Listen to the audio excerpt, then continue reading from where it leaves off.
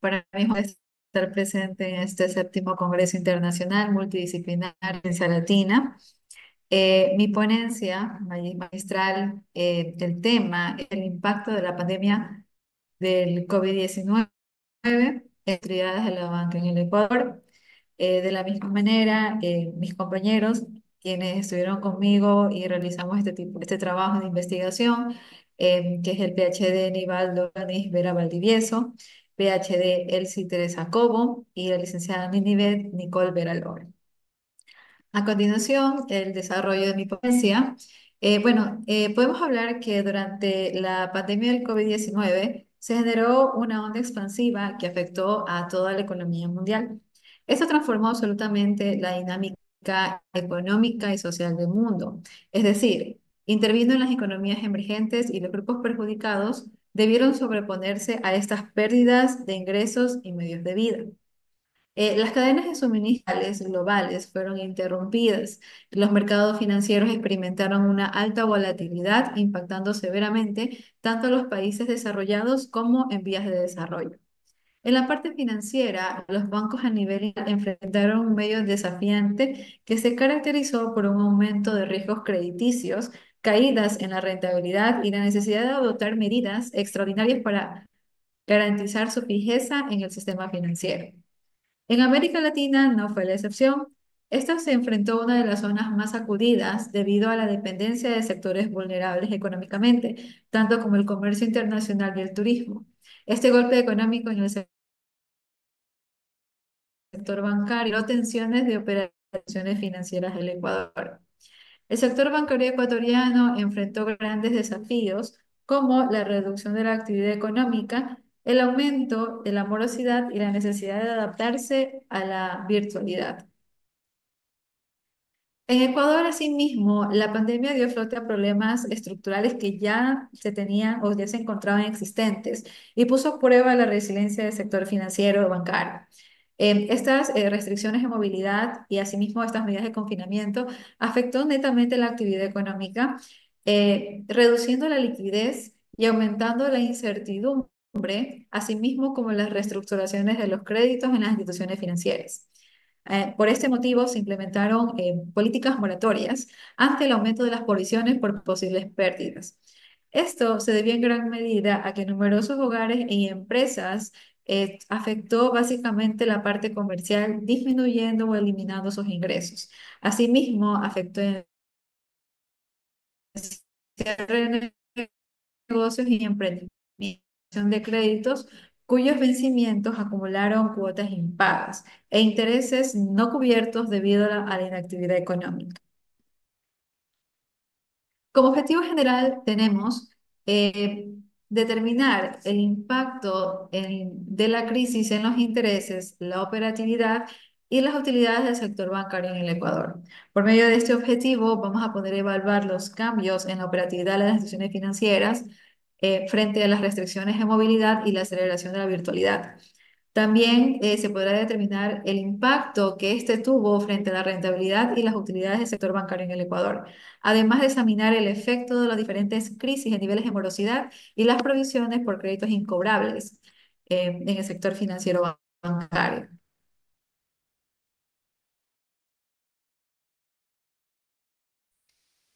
El web oficial de la Superintendencia de Bancos, en el cual mediante boletines económicos que la misma superintendencia se encarga de realizar de manera mensual y anual, en el cual por medio de evaluando el nivel de activos, ellos dividen al sistema bancario en bancos pequeños, medianos y grandes. De esta información se utilizó básicamente las cuentas del balance general y del estado de pérdidas y ganancias, como los ingresos por intereses, provisiones crediticias, incobrables, utilidades netas y niveles de cartera vencida. Este enfoque permitió prevalecer una información por un análisis más efectivo. Aparte que los datos fueron utilizados de manera cuantitativa para procesar y analizar la información por medio de indicadores financieros, cálculos de tendencias interanuales con el fin de identificar los cambios significativos que hubo debido a la crisis en las utilidades del sector bancario en el Ecuador.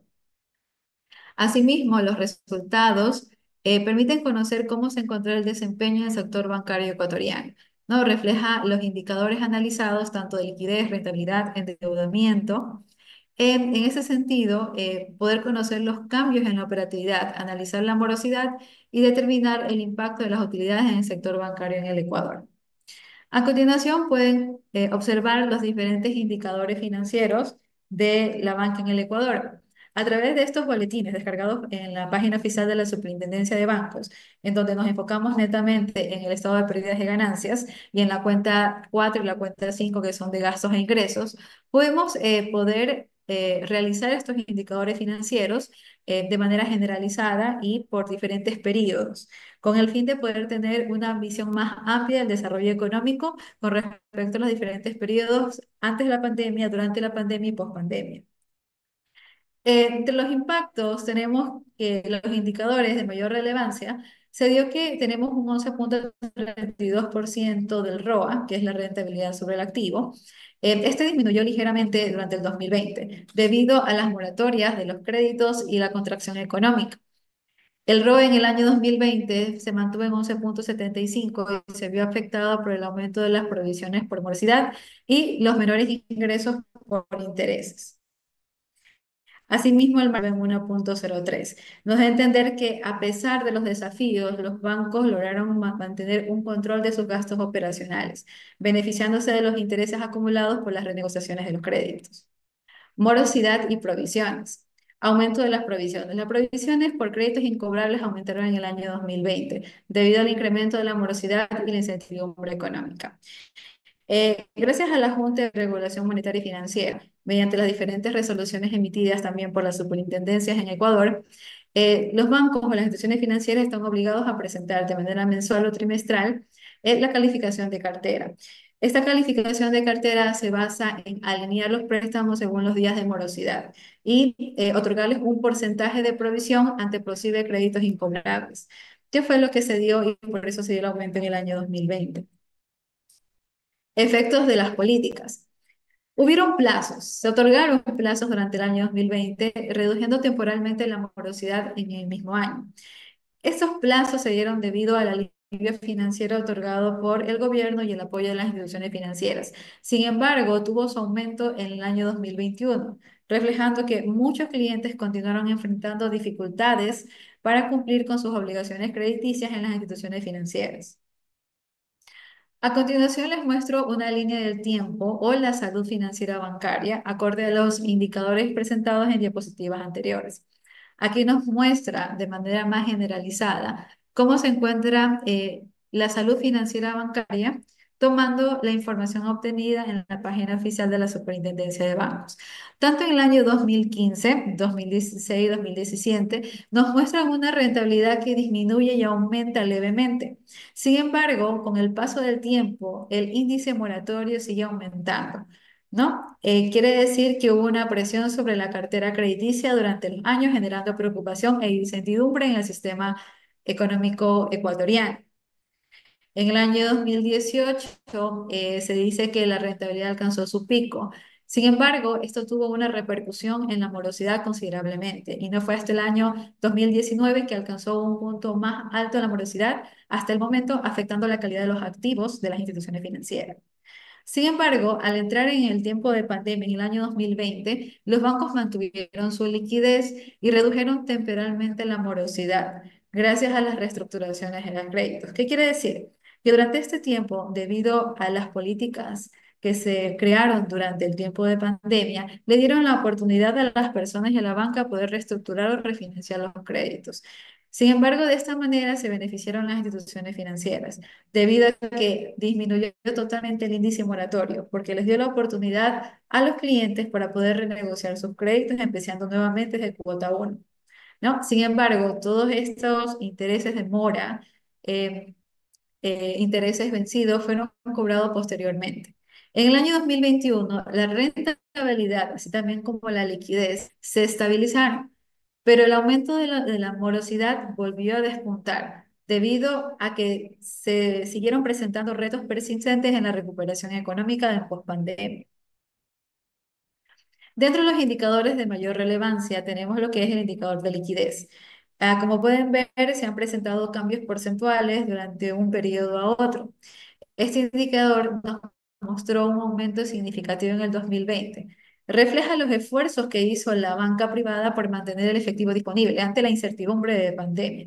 Sin embargo, no fue hasta el año 2021 que se redujo nuevamente, ya que volvió a tener de manera lenta el resultado de la normalización de la operatividad bancaria.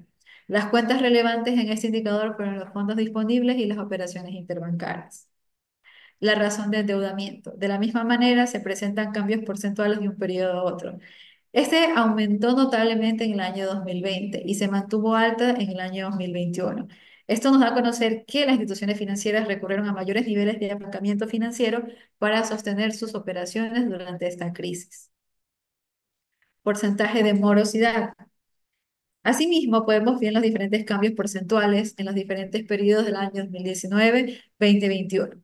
Este muestra una reducción en el año 2020 debido a las moratorias otorgadas a los clientes. Sin embargo, esto se puede entender que hubo las renegociaciones y las políticas implementadas durante este tiempo de crisis. Sin embargo, en el 2021 volvió a aumentar reflejando los efectos residuales de la crisis económica. Otra cuenta que se destacó especialmente fue la 51, que básicamente en el estado financiero son la cuenta de ingresos, intereses y descuentos ganados. Son los ítems de mayor relevancia, fueron los cobros e intereses acumulados. Los bancos continuaron cobrando intereses acumulados, especialmente por créditos renegociados o reestructurados. Recordemos que la banca, aparte de los créditos de consumo, también otorga créditos productivos, créditos comerciales, donde le da la oportunidad a emprendimientos o negocios para poder tener su oportunidad de crecer económicamente. Sin embargo, siguió cobrando estos intereses acumulados, lo que contribuyó al aumento de ingresos por intereses. Dos, moratorias y renegociaciones. Las moratorias permitieron que a los clientes diferir los diferentes pagos atrasados, pero los intereses acumulados durante este periodo fueron incorporados al saldo de la deuda y cobrados anteriormente. Tres, estrategias de cobranza. Los bancos, es verdad, intensificaron sus estrategias de cobranza en segmentos que aún eran productivos y se enfocaron especialmente en los sectores empresariales o clientes que tenían capacidad de pago. Implicaciones del comportamiento de la cuenta 51, que es la cuenta de ingresos e ingresos por intereses de crédito. Priorización de recuperación de intereses. Las políticas de reestructuración de deuda y cobro de intereses surgieron que los bancos priorizaron la recuperación de estos ingresos acumulados por encima de poder conceder algún alivio significativo a sus usuarios. Lucro en un entorno adverso. La banca encontró la forma de lucrarse incluso en el entorno de baja productividad económica, capitalizando la inactividad productiva mediante la acumulación y posterior cobro de intereses. ¿Qué podemos concluir de esta investigación? Los bancos lograron mantener la liquidez y operatividad durante la pandemia. Esto es gracias a las estrategias de acumulación de efectivo y el incremento de pasivos, permitiendo de esta manera cubrir sus obligaciones corrientes. Dos, la implementación de las diferentes moratorias ayudó a reducir temporalmente la morosidad en el 2020. Esto debido a las diferentes políticas de alivio financiero que se dieron durante esta época. Sin embargo, en el año 2021 refleja que muchos clientes continuaron enfrentando las diferentes dificultades para cumplir sus obligaciones. Este análisis permite comprender el efecto de la crisis sobre los niveles de morosidad. Y como último punto tenemos acerca de la rentabilidad. Esta disminuyó durante el año 2020 debido a los menores ingresos por intereses y mayores provisiones. Estas provisiones se daban por los posibles créditos incobrables que acumulaba la banca durante el tiempo de crisis. Sin embargo, el margen de utilidad se conservó estable en las instituciones financieras.